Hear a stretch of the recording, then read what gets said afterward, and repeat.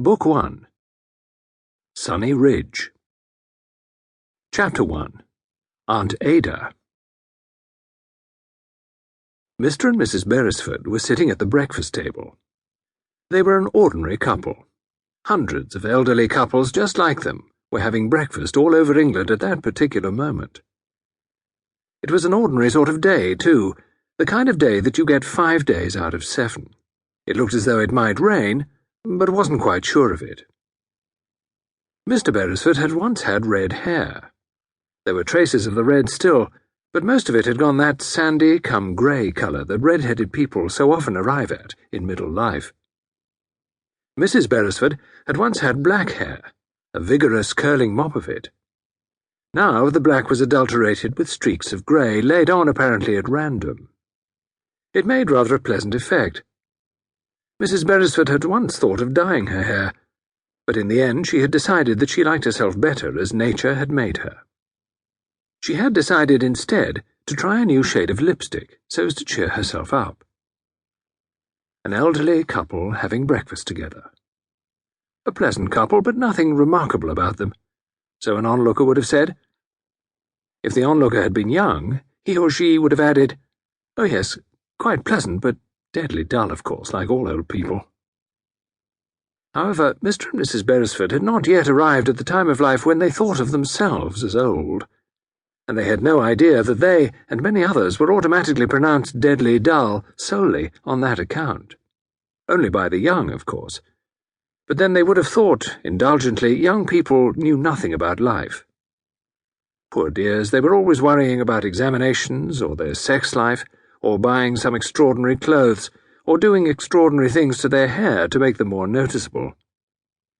Mr. and Mrs. Beresford, from their own point of view, were just past the prime of life.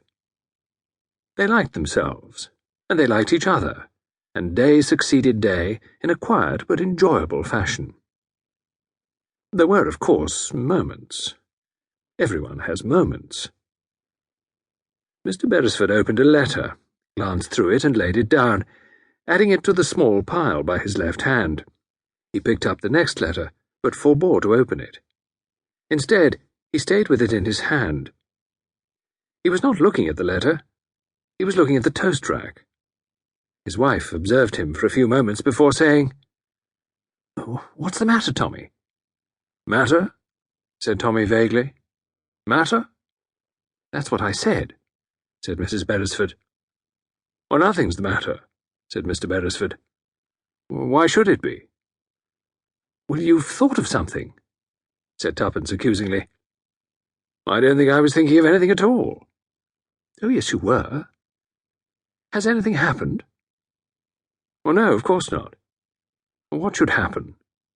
he added. "I got the plumber's bill." "Oh," said Tuppence, with the air of one enlightened. "More than you expected, I suppose." "Well, naturally," said Tommy. "It always is." "I can't think why we didn't train as plumbers," said Tuppence. "If you'd only trained as a plumber, I could have been a plumber's mate, and we'd be raking in money day by day. Very short-sighted of us not to see these opportunities." "Was that the plumber's bill you were looking at just now?" "Oh, no, that was just an appeal." "Delinquent boys? Racial integration?" "No, just another home they're opening for old people." "Well, that's more sensible anyway," said Tuppence. "But I don't see why you have to have that worried look about it." "Oh, I wasn't thinking of that." "Well, what were you thinking of?" "I suppose it put it into my mind," said Mr. Beresford. "What?" said Tuppence. "You know you'll tell me in the end." "Well, it really wasn't anything important.